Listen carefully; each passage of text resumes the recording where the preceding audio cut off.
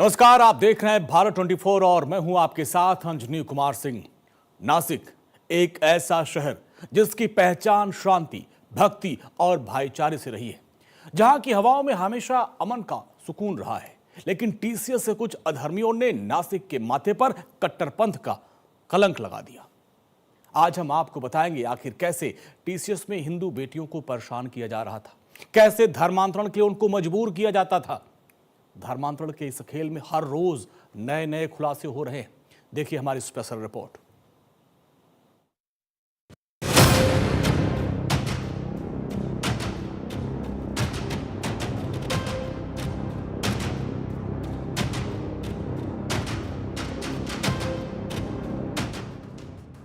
नौकरी के लिए काबिलियत की जरूरत होती है, काम में लगन होनी चाहिए, लेकिन नासिक की टीसीएस कंपनी में तरक्की का रास्ता धर्म की गली से होकर गुजरता था। कॉर्पोरेट ऑफिस में एयर कंडीशन शीशों के चैम्बर में काम करने वाली फाइलों में धर्मांतरण की खौफनाक कथा लिखी जा रही थी। 2023 में आई फिल्म आपने देखी होगी, द केरला स्टोरी, जिसमें दिखाया गया था कि कैसे दोस्ती की आड़ में लड़कियों का ब्रेन वॉश कर उनका धर्म परिवर्तन किया गया था। नासिक की टीसीएस कंपनी में भी कुछ ऐसी ही फिल्म चल रही थी, द टीसीएस स्टोरी।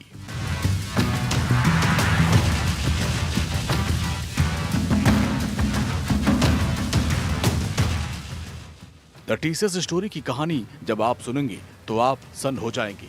आप विश्वास नहीं कर पाएंगे कि आखिर नौकरी के लिए कट्टरपंथी कैसे माथे से तिलक हटाकर टोपी पहनाते थे, कैसे कलावा काटकर नकाब उड़ाते थे।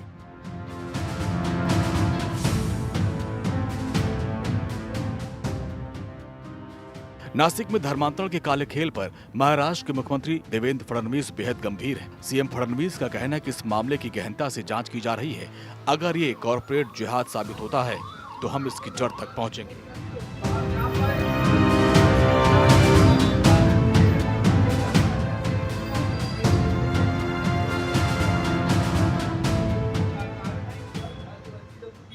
कि अभी तो मैं ऐसा मानता हूं कि जो एक घटना टीसीएस में हुई है नासिक में, ये बहुत गंभीर घटना है।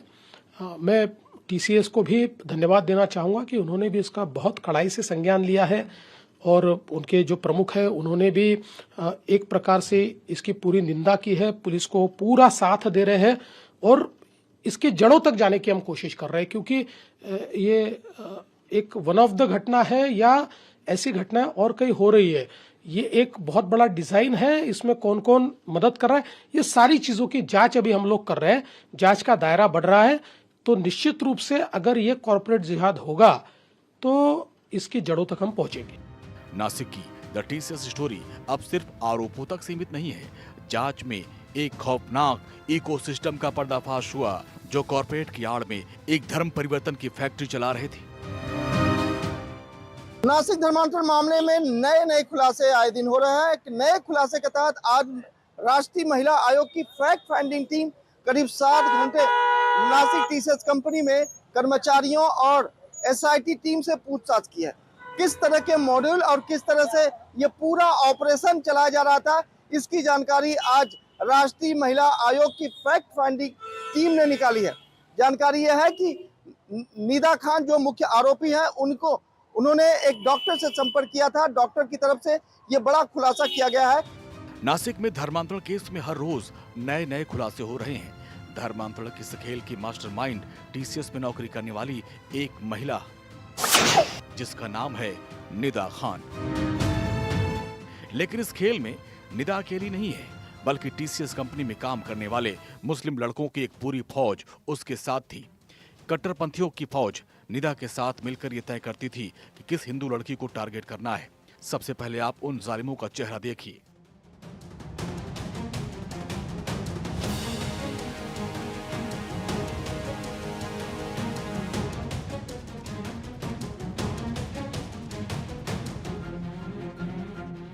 निदा खान के साथ दानिश शेख, आसिफ अंसारी, शफी शेख, शाहरुख कुरैशी, रजा मेमन और तौसीफ अत्तार जैसे मुस्लिम युवकों की एक पूरी फौज थी, जो टीम लीडर्स और सीनियर पदों पर बैठे थे। पुलिस को जांच में एक व्हाट्सएप ग्रुप मिला जो इस साजिश का कंट्रोल रूम था। इस ग्रुप में दानिश शेख, आसिफ अंसारी, शफी शेख, शाहरुख कुरैशी, रजा मेमन और तौसीफ अत्तार जैसे नाम शामिल थे। ये सिर्फ कर्मचारी नहीं थे बल्कि शिकारी थे। व्हाट्सएप ग्रुप पर रोजाना चर्चा होती थी कि आज किस हिंदू लड़की को टारगेट करना है, किसे मानसिक रूप से तोड़ना है और किसे प्रेम जाल में फंसाना है और फिर उसका धर्म परिवर्तन करना है। इस मामले में पुलिस और एसआईटी ताबड़तोड़ कार्रवाई कर रही है। पुलिस ने अभी तक इस मामले में 7 पुरुष और 1 महिला को गिरफ्तार किया, जबकि एचआर निदा खान की तलाश में टीमें सर्च ऑपरेशन चला रही हैं। दानिश शेख, आसिफ अंसारी, शफी शेख, शाहरुख कुरैशी, रजा मेमन और तौसीफ अत्तार को गिरफ्तार कर लिया गया है। मुख्य आरोपी निदा खान फिलहाल फरार है। मुख्य आरोपी निदा खान को लेकर नए खुलासे सामने आ रहे हैं। नासिक धर्मांतरण मामले में मास्टरमाइंड निदा खान को लेकर एक नया खुलासा सामने आया। जानकारी के मुताबिक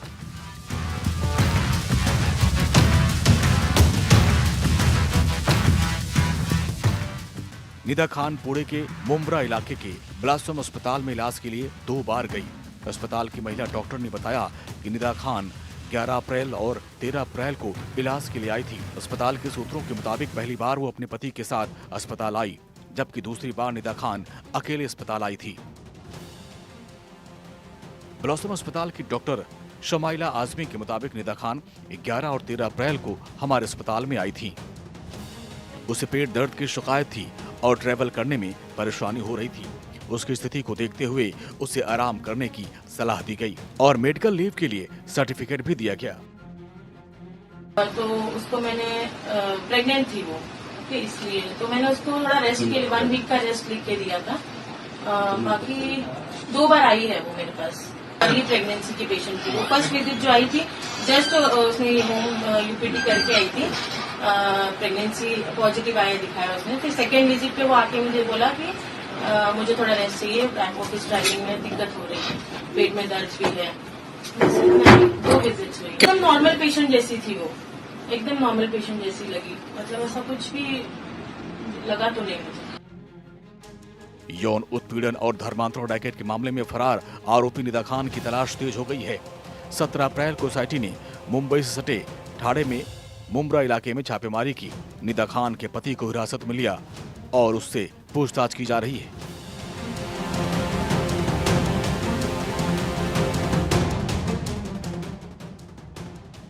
निदा खान के पति ने बताया, निदा एक रिश्तेदार के घर पर रुकी हुई है, लेकिन जब अधिकारी वहां पहुंचे तो घर पर ताला लगा हुआ था। पुलिस ने बताया कि आरोपी और उसके रिश्तेदार दोनों के मोबाइल फोन भी बंद हैं। पुलिस ने संभावित ठिकानों पर दबिश दी, लेकिन अब तक उसका कोई सुराग नहीं मिला।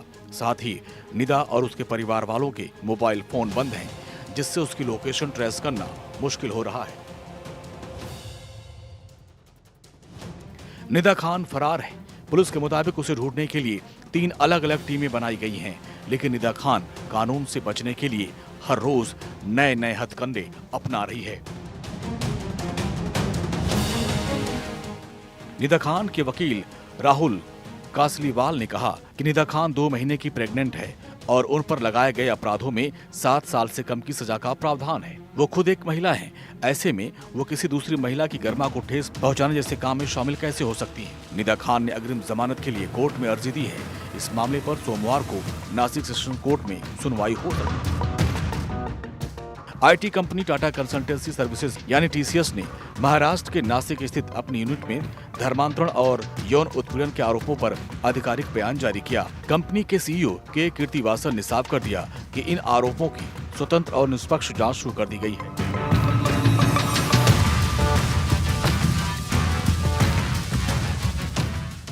डेलॉइट और ट्राइगल की टीम आंतरिक जांच कर रही है। टीसीएस के सीओओ आरती सुब्रमण्यम के नेतृत्व में टीम जांच कर रही है। टीसीएस के स्वतंत्र निदेशक काकी मिश्री की अध्यक्षता में एक समिति बनाई गई है। निदा खान एचआर मैनेजर नहीं, सिर्फ प्रक्रिया सहयोगी थी।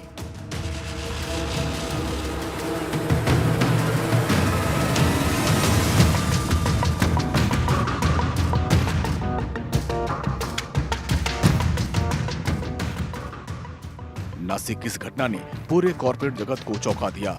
इसका खुलासा करने के लिए पुलिस ने फिल्मी स्टाइल में अंडरग्राउंड ऑपरेशन शुरू किया, क्योंकि साजिश इतनी गहरी थी कि दफ्तर की चारदीवारी के बाहर किसी को इसकी भनक तक नहीं लग रही थी। लेकिन सच तब सामने आया जब इस साल फरवरी 2026 में एक हिंदू लड़की के बर्ताव में अचानक बदलाव आने लगा। लड़की अचानक रमजान के महीने में रोजे रखने लगी। उसका पहनावा बदल गया। लड़की के परिवार ने हिंदू संगठन को इस बात की जानकारी दी। जब हिंदू संगठन ने पुलिस में शिकायत की तो टीसीएस में हिंदू लड़कियों को जबरन रोजा रखवाया जा रहा है। तब नासिक पुलिस ने सीक्रेट मिशन लॉन्च किया।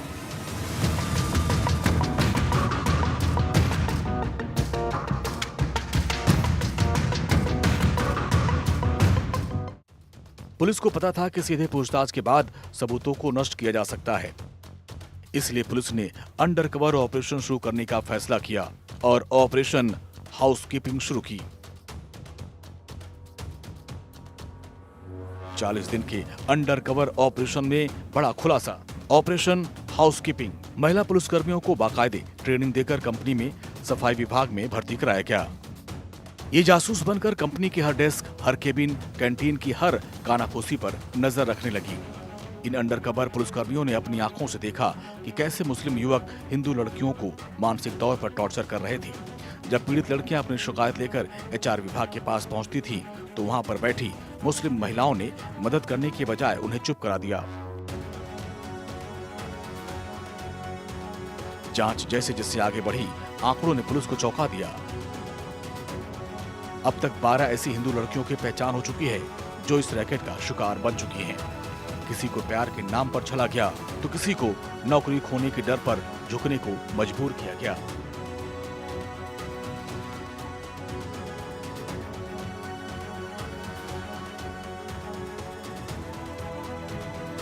नासिक पुलिस के पास दर्ज अलग अलग एफआईआर रोंगटे खड़ी कर देने वाली है।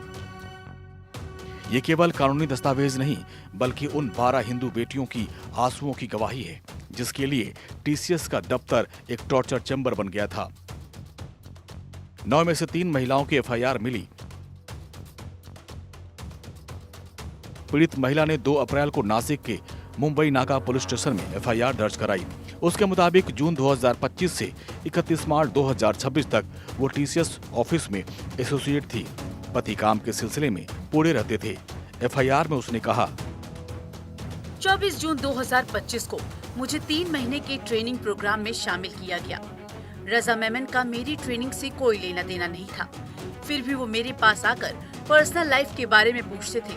कहते थे कि पति के साथ क्यों नहीं रहती, हनीमून पर कहाँ गई थी, वहाँ क्या किया।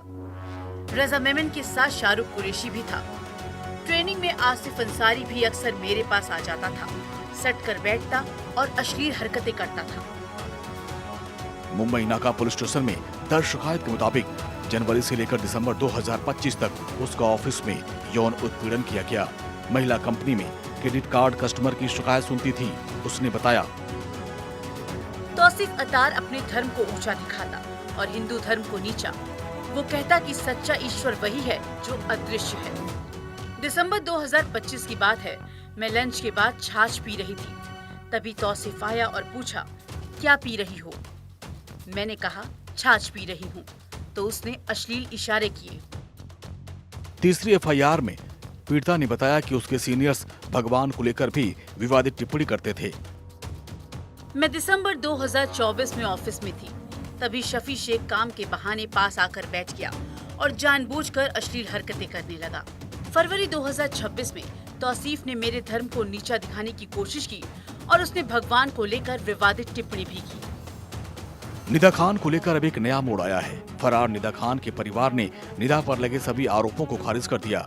निदा खान के परिवार का कहना है कि निदा खान पर लगाए गए सभी आरोप झूठे हैं और ये पूरा मामला किसी और मुद्दे को दबाने के लिए बनाया गया है। निदा खान के परिवार ने दावा किया कि निदा का शिकायतकर्ता से कोई सीधा संपर्क नहीं था, सब कुछ फेक है। निदा खान के परिवार ने निदा के फरार होने की खबरों का खंडन करते हुए कहा कि निदा प्रेग्नेंट है। निदा फरार नहीं है बल्कि वो मुंबई में रह रही हैं। पहले निदा खान को एचआर हेड बताया जा रहा था, लेकिन निदा खान के वकील ने दावा किया कि निदा खान एचआर डिपार्टमेंट में नहीं बल्कि प्रोसेस एसोसिएट थी। हालांकि टीसीएस ने निदा खान को कंपनी से निलंबित कर दिया। वो एचआर कभी बनी ही नहीं। उसकी पोस्ट जो थी वो प्रोसीजर एसोसिएट्स थी, कि सस्पेंशन लेटर जो आया है उसका कंपनी थ्रू, उसमें भी उसकी पोस्ट जो है वो एसोसिएट प्रोसेसर मेंशन की गई है। ये जो मीडिया ट्रायल में हो रहा है कि वो एचआर थी, बिल्कुल झूठ है। एफआईआर में बस धार्मिक भावना दुखाई, शिव के बारे में कुछ अपशब्द बोला, पार्वती के बारे में कुछ डिस्कस किया, बस ये है, इसके अलावा कुछ भी नहीं। पुलिस स्टेशन में रजिस्टर उसमें ही दिखा गया और उसके अगेंस्ट में जो एलिगेशन है वो सिर्फ धार्मिक भावना दुखाने का यही है। उसने 376 दानिश को जो मेन एक्यूज है उसको सपोर्ट किया या पीड़ित जो है उसको फोर्स किया या फुसलाया, ऐसा कोई भी आरोप नहीं है। सिर्फ धार्मिक भावना दुखाना, यही आरोप उसके अगेंस्ट में वो सीआर में लगे हुए। अब आपको वो तस्वीर दिखाते हैं जिसे देखकर आप सोचने पर मजबूर हो जाएंगे कि आखिर कैसे कट्टरपंथी हिंदुओं के माथे से तिलक हटाकर उन्हें टोपी पहनाते हैं। ये वीडियो 2023 का बताया जा रहा है। दावा किया जा रहा है कि इस वीडियो में आरोपी तौसीफ ऑफिस में एक हिंदू कर्मचारी को टोपी पहना रहा है। इस पूरे मामले में पीड़ित ने 2023 की घटना का जिक्र करते हुए आरोप लगाया कि ईद के दौरान आरोपी तौसीफ अत्तार ने उसे घर बुलाकर जबरन टोपी पहनाई, कन्वर्जन का दबाव बनाया। पीड़ित का आरोप है कि तौसीफ अत्तार ने उसकी तस्वीर खींचकर ऑफिस से ग्रुप में शेयर कर दी। हालांकि इस पूरे मामले में तौसीफ अत्तार के पिता का कहना है कि उनका बेटा पढ़ा लिखा है, उस पर झूठे आरोप लगाए गए हैं। और पढ़ा लिखे सब, हमारी पूरी फैमिली पढ़ी लिखी है। ये जो भी चल रहा है ये सब गलत है। इसमें मेरे बच्चे का और भी सभी बच्चों का इसमें कोई दोष नहीं, कोई कसूर नहीं। इनको सबको ये प्री प्लान करके इनको एक फंसाया गया है। जो भी इन पे एलिगेशन लगे हुए हैं ये सब गलत एलिगेशन है। कोई न कोई जो है जो इनको फंसाया है। अब इसमें सारे मैटर जो है ये कोर्ट में ऑलरेडी न्याय प्रविष्ट है। हमारे वकील साहब ये सब काम देख रहे हैं।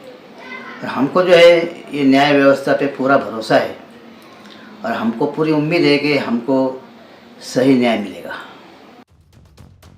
अब आपको बताते हैं कि आरोपी दानिश के खिलाफ पुलिस ने किन धाराओं में कार्रवाई की। टीसीएस कंपनी में काम करने वाले दानिश शेख पर रेप का केस दर्ज है। आरोप है कि उसने शादी का झांसा देकर संबंध बनाए, लेकिन दानिश शेख पहले से शादीशुदा है और 2 बच्चों का पिता है। उस पर पीड़िता पर इस्लाम धर्म अपनाने के लिए प्रभावित करने का आरोप है। यह पीड़िता रोजा भी रखने लगी और जिससे परिवार को शक हुआ। दानिश शेख मुख्य साजिशकर्ता माना जा रहा है, जिसने नौकरी दिलाने के बहाने पीड़िता को फंसाया था। मेरे बच्चों को इंसाफ मिलना चाहिए क्योंकि मेरा बच्चा बेकसूर है। तो धर्म परिवर्तन हमारे इसमें ऐसा रहता कि भाई मौलाना लगते हमारे इस्लाम में आने के वास्ते, और मौलाना लगते, 2 गवाह लगते, वो लोग यानी हमारे यानी मुसलमान बनाते। इसको यानी हमारा मजहब है ना पसंद था इस्लाम। तो बार बार मेरे लड़के से पूछती थी कि तुम्हारा मजहब अच्छा है नहीं, क्या ड्रेस पहनते वो करते। तो उसके ऐसा बोलने पे नहीं उसने बदलाव करी। उसने बस ऐसा नॉर्मली पूछी मेरे लड़के से, तो नॉर्मली उसने बोला तो वो उसने चेंज करी, यानी नहीं तो उसका रहन सहन। बाकी यानी वो इस्लाम में पूरी थोड़ी आई वो ना, मेरे बच्चे ने पूरा करा। अभी फ्रेंड था उसका। तो आरोपी रजा मेमन के चाचा रजा काजी का कहना है कि लड़की के परिवार ने बजरंग दल को बुलाया था। जांच के बाद एक व्यक्ति को छोड़ दिया गया, लेकिन फिर भी पुलिस ने उसे दोबारा गिरफ्तार कर लिया। जो कुछ भी हुआ वो सब कुछ पहले से लिखा हुआ था। जो गुन्हेगार है ना उनको है ना उन्हें फंसा नहीं तो भी वो है तो उसमें खालसा खाली गेला कमी आता है अगर मैटर सागर तो सजा होने मगर जो नहीं है उनको इन्वेस्टिगेशन उनको नाम नहीं करने का कोई मतलब नहीं है। आज पूरे फैमिली परेशान है। थोड़ा पीछा जाओ राहुल मांगे सर, राहुल मांगे सब किसके तहत हो रहा मेरा। इस पूरे मामले में बीजेपी नेता नवनीत राणा का कहना है कि नासिक से लेकर अमरावती तक हिंदू बेटियों के खिलाफ साजिश रची जा रही है। कॉर्पोरेट और कोचिंग के नाम पर हिंदू बेटियों का धर्मांतरण कराया जा रहा है। नासिक में जो प्रकरण हुआ, हमारी गरीब बच्चियों के साथ में जबरन उनको बुर्का पहनाया जा रहा था कि मेरी हिंदू बच्चियों के ऊपर अगर कोई अत्याचार करेगा, उनका वीडियो वायरल करेगा, उनके ऊपर अत्याचार करने का कोशिश करेगा, उनका मिसयूज करेगा, तो नवनीत राणा मैदान में है कि ये सब चीजें लव जिहाद, कोचिंग जिहाद, टीसीएस जिहाद जो ये पूरे महाराष्ट्र में हो रहा है। जांच में सामने आया कि आरोपियों को विदेश से आर्थिक मदद मिल रही है। इसी वजह से अब जांच एजेंसियां ये पता लगाने में लगी हुई हैं कि ये पैसा किस देश से आया, किन तरीकों से भारत में पहुंचा और इसका इस्तेमाल कैसे किया गया। संदिग्ध कर्मचारियों के बैंक खातों की पड़ताल की जा रही है। जांच एजेंसियों को आशंका है कि इन खातों में विदेशी फंडिंग हो सकती है। टीसीएस कंपनी में लगे यौन उत्पीड़न के आरोपों को टाटा सन्स के चेयरमैन एन चंद्रशेखरन ने बेहद गंभीर और परेशान करने वाला बताया। मामले की जांच सीनियर अफसर से कराई जा रही है और दोषियों पर सख्त एक्शन लिया जा रहा है। कंपनी में किसी भी तरह के उत्पीड़न के लिए जीरो टॉलरेंस की नीति है। पूरे मामले की जांच तेज हो गई है। पुलिस और जांच एजेंसियां हर एंगल से जांच कर रही हैं। 7 आरोपी सलाखों के पीछे हैं, लेकिन मास्टरमाइंड का बाहर होना जांच एजेंसियों के लिए बड़ी चुनौती बना हुआ है। सूत्रों के मुताबिक मुख्य आरोपी निदा खान लगातार अपनी लोकेशन बदल रही है, तो एसआईटी निदा खान को दबोचने के लिए जाल बिछा चुकी है। लगातार छापेमारी की जा रही है। ऐसे में सबकी निगाहें निदा खान पर टिकी हुई है। आखिर धर्मांतरण गैंग की मास्टरमाइंड निदा खान कब गिरफ्तार होगी? और इन सब के बीच खबर यह है कि राष्ट्रीय महिला आयोग की फैक्ट फाइंडिंग टीम भी मौके पर पहुंची और कंपनी के अंदर 7 घंटे तक रहकर पूछताछ और जांच पड़ताल की। निदा खान ने जिस तरह से माननीय कोर्ट और इस पूरे प्रकरण से बचने के लिए माननीय कोर्ट के सामने एबीए का विकल्प रखा है और इस पूरे मामले में सुनवाई होनी बाकी है, इसी को लेकर अब डॉक्टर की तरफ से यह खुलासा कहीं न कहीं यह बताता है कि निदा खान माननीय न्यायालय से बचने के लिए झूठा प्रेगनेंसी का रिपोर्ट दाखिल किया। देखना यह होगा महिला आयोग की टीम और तमाम जो जांच एजेंसियां जांच कर रही है उनमें किस तरह के खुलासे नजर आते। कैमरा पर्सन रमेश के साथ सोनी भाटन को मुंबई।